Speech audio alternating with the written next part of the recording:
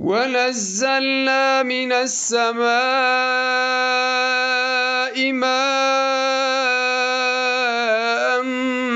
مباركا فأنبتنا به جنات وحب الحصيد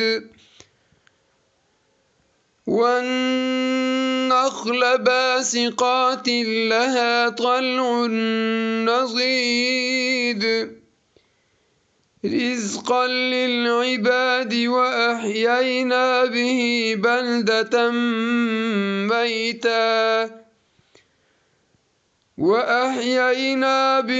بلدة ميتا كذلك الخروج।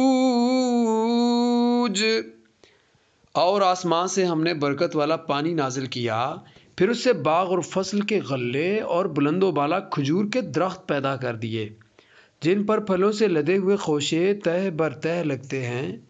ये इंतज़ाम है बंदों को रिज्क देने का। इस पानी से हम एक मुर्दा ज़मीन को ज़िंदगी बख्श देते हैं।